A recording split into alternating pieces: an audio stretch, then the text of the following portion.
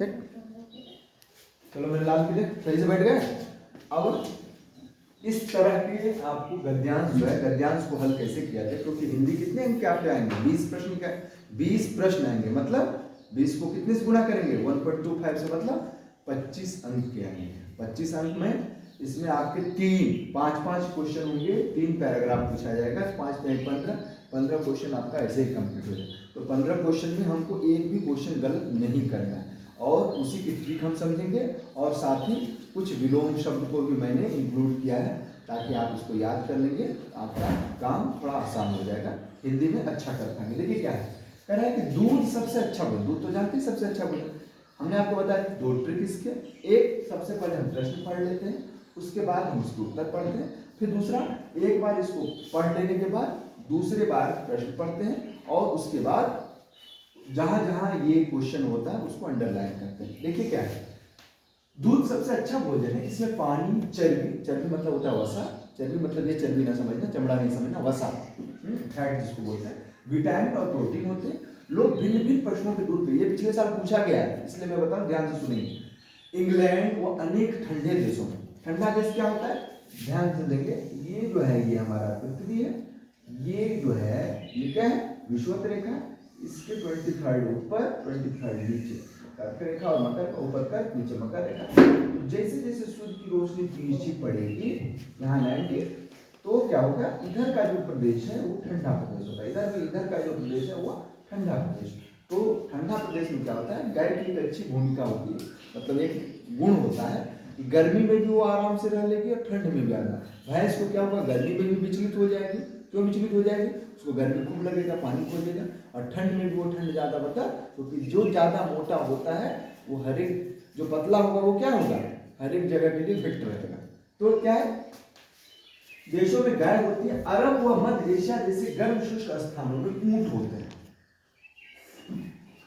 भारत में गाय व भैंस दोनों पाए जाते हैं, अनेक स्थानों पर बकरियां होती है। यदि लोग गाय व अन्य पशु रखते हैं तो उनको बहुत दूध मिलता है, तो गाय और भैंस जो ज्यादा दूध देती, दूध से वे मक्खन व पनीर बना सकते हैं। यह जरूरी है कि जिस दूध का हम उपयोग करते हैं वो शुद्ध व विषाणु मुक्त हो। तो बाजार क्या करता है, यूरिया जो हम लोग खेत में छिड़काव करते हैं उसमें पानी मिला करके, इलायची मिला करके दूध बना देते हैं, वो दूध क्या होगा, हमारे शरीर के लिए नुकसानदायक होगा। अशुद्ध दूध से मानव शरीर को लाभ के बजाय हानि अधिक होती है। अब देखिए क्या है, लोग पशुओं की दूध पीते हैं, लोग डैश पशुओं की दूध पीते हैं, पहला। दूसरा है डैश स्थान में दूध होते हैं। तीसरा, यदि लोग गाय और जैसे पशु रखते तो उन्हें क्या मिलता है, ज्यादा दूध मिलता है, कम मिलता है। यह डैश है कि जिस दूध का हम उपयोग करते हैं वह शुद्ध हो। हानि का अर्थ किसके समान है। अब देखिए क्या है, लोग डैश पशुओं की दूध पीते हैं। अब देखिए क्या है, दूध सबसे अच्छा है, इसमें 5 है, और प्रोटीन। लोग भिन्न भिन्न पशुओं के आंसर मिल रहा है। दूसरा देखिए क्या, डैश स्थानों में ऊंट होते हैं। देखिए क्या लिखा हुआ है, अरब व मध्य एशिया जैसे गर्म व शुष्क स्थानों में ऊंट होते हैं। यहाँ गर्म कहीं दिख रहा है, गर्म, ये हमारा आंसर सही हो गया। फिर देखिए इसी से आंसर हमको कोई ना कहीं बाहर और अपना दिमाग का प्रयोग में। फिर कह रहा है यदि लोग गाय जैसे पशु रखते तो उन्हें डैश दूध, बहुत सारा, थोड़ा, कम, अंतिम क्या है, बहुत सारा। इधर क्या लिखा है, यदि लोग गाय व अन्य पशु रखते तो उन्हें बहुत सारा दूध, बहुत कहाँ है हमारा, सही चौथा। फिर क्या है, यह डैश है कि जिस दूध का उपयोग करके वह शुद्ध हो। आवश्यक, अनावश्यक, ये क्या लिखा है, यह जरूरी है। जरूरी का मतलब आवश्यक है, आवश्यक हमारा जरूरी का पर्यायवाची क्या है, आवश्यक। फिर क्या करा, डैश, कहाँ गया आपके चौथा, हानि का अर्थ डैश के समान। हानि मतलब क्या होता है, क्षति। हानि का अर्थ डैश के समान है, हानि मतलब क्षति। तो दो आपके विलोम आते, इन दोनों के एक ये पर्यायवाची। तो पर्यायवाची हम लोग पढ़ चुके हैं पहले, अब हम लोग विलोम पे देख लेते हैं, और एक बार आप लोग ढंग से देख लेंगे, आपके दिमाग में थोड़ा कॉन्सेप्ट क्लियर हो जाएगा। ये आपको समझ में आ गया होगा, आपका सारा आंसर मिल गया, और ये आपका 5 नंबर, 5 प्रश्न सही। 5 प्रश्न मतलब 7.5 नंबर आपका कंप्लीट। 5 और 1 मतलब 6.25 नंबर आपका सही। अब हम आते हैं विलोम पे, बहुत ही आसान है और ज्यादा नहीं लिखा हमने। एक एक बार आप देखेंगे, अनाथ, अनाथ मतलब जिसका कोई न हो, जिसका सब उसको कहते हैं समा। अवनति, अवनति मतलब होता है अरे उसका पतन हो रहा है, तो उन्नति जैसे उसका। फिर है अंतरंग, अंतरंग मतलब होता है जो अंतर के रंग हो, जैसे ये मेरे अंतरंग मित्र हैं, अंतरंग मित्र मतलब हमारे क्लोज मित्र हैं। तो वाय बहिरंग हो गया, अल्पज्ञ जो बहुत कम जानता है, जो ज्यादा जानता है वो भोग्य हो गया, अल्पायु जिसकी आयु कम होती है, जो ज्यादा उम्र जिएगा उसको दीर्घायु कहेंगे। अवनत, अवनत मतलब नीचे, उन्नत मतलब ऊंचे, अवनत उन्नत मतलब पढ़ने में बड़ा उन्नत कर रहा है, उसको बहुत खेत में उन्नति हो रही है, वही उन्नत और अवनति वही बात है। अंतर्द्वंद, अंतर्द्वंद अंतर का द्वंद जो है, मैं पढ़ूं ना पढ़ूं, पढ़ के क्या होगा, इस तरह का बात। तो बहिर्द्वंद, अंतर्मुखी, कोई देखोगे किसी से कुछ नहीं बोलेगा, चुपचाप ऐसे रहेगा, तो मतलब किसी से नहीं बोलते उसको अंतर्मुखी कहा। कोई देखोगे अरे भैया कहाँ हो, कैसे हो, ठीक हो, अच्छा पढ़त हो, लिखत हो, मजा में आवत हो, मजा में हो, तो खूब लोगों से बात करेगा, हंस, उसको कहते हैं बहिर्द्वंद, बहिर्मुखी। फिर अल्प, अल्प मतलब थोड़ा, उसको बहुत। अपेक्षा, अपेक्षा किसी से अपेक्षा, आपके पापा मम्मी क्या अपेक्षा करेगा, आप नवोदय में सफल हो जाए, तो उसका उपेक्षा नहीं, गधा है, कुछ होगा वो नहीं इससे, उपेक्षा उसका। अग्रज, अग्रज मतलब जो आपसे बड़ा हो, जिसका जन्म आपसे अग्र हो मतलब पहले हो, अनु जो आपका जन्म आपसे पहले बाद में। अधम, अधम मतलब नीचा, उत्तम मतलब ऊंचा। फिर अज्ञ, विग, अज्ञ मतलब होता है जानना, हाँ अज्ञ का विग। अगम मैंने जो कठिन, अरे बड़ा अगम स्थान है मतलब दुर्गम है, उसका सुगम हो जाएगा। अमृत, जानते ही अमृत मतलब जिसको पीने के बाद आप जीवन हमेशा के लिए क्या हो जाएगा, अस्थिर हो जाएगा, आप मरेंगे, तो उसका है विष, पीने के बाद तुरंत खत्म हो जाएंगे। अलभ्य जिससे लाभ न हो, लभ्य जिससे लाभ हो। अरुचि जैसे खाने में मुझे अरुचि है, तबीयत खराब होती तो अरुचि हो जाती है, तो रुचि खूब, अरे खाने में बड़ा मजा आ रहा है, खूब खा रहे हैं, पेट के बाद भी खा रहे हैं, मुंह में रखे हैं कि अंदर का पच जाए तो फिर खा। फिर अत, अत मतलब होता है अत का इति, इति स्त्री मतलब खत्म करना, अत से शुरुआत। अनुग्रह, अनुग्रह मतलब कृपा, विग्रह। फिर अंत, अंत मतलब खत्म मतलब लास्ट। आदि मतलब शुरुआत। अमावस्या, अमावस्या मतलब जब अंधेरा रात होता है तो उसको अमावस्या कहते हैं। और पूर्णिमा जिसमें पूरा चांद दिखता है उसको पूर्णिमा कहते हैं। अस्त, अस्त मतलब सूर्य अस्त हो गया मतलब डूब गया। और उदय मतलब सूर्य उगा, अभी सूर्य उगा है। फिर अनुलोम, अनुलोम का प्रतिलोम, अभी अनुलोम विलोम ये वाला नहीं, अनुलोम मतलब उल्टा, प्रतिलोम अनुरक्ति विरक्ति।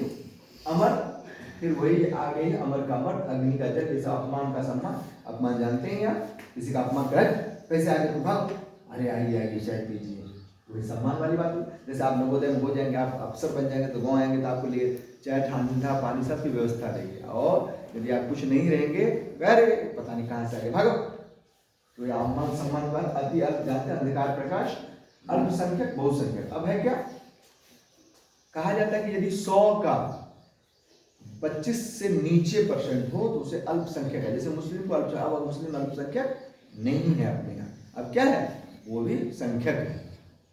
हाँ वैसे यहाँ देखो कितने बच्चे हैं, उसमें कितने मुस्लिम हैं, 2 ही मुस्लिम हैं, तो यहाँ क्या है अल्पसंख्यक है, मतलब संख्या में कम। ठीक, अल्पसंख्यक मतलब जिसकी संख्या कम हो। बहुसंख्यक मतलब बहु मतलब ज्यादा, संख्या मतलब संख्या। फिर आधुनिक, आधुनिक मतलब नया नया, जैसे वही जींस पैंट पहन के घूमत हैं कहते हो ना आप लोग, तो आधुनिक मतलब अरे वो तो देखते धोती कुर्ता पहनते हैं, धोती कुर्ता प्राचीन हो गया और आधुनिक कौन हो गया, जींस पैंट। आविर्भाव, तिरोभाव, आविर्भाव मतलब उत्पन्न होना, तिरोभाव आगामी, विगत, आगामी जैसे आगामी हमारी परीक्षा आने वाली, विगत मतलब बीत गई।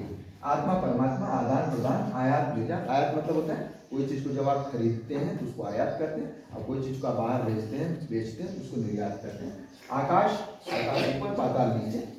फिर अतिवृष्टि, अतिवृष्टि मतलब बहुत ज्यादा बारिश होगी तो उसको कहते हैं अतिवृष्टि। अनावृष्टि मतलब कम वर्षा।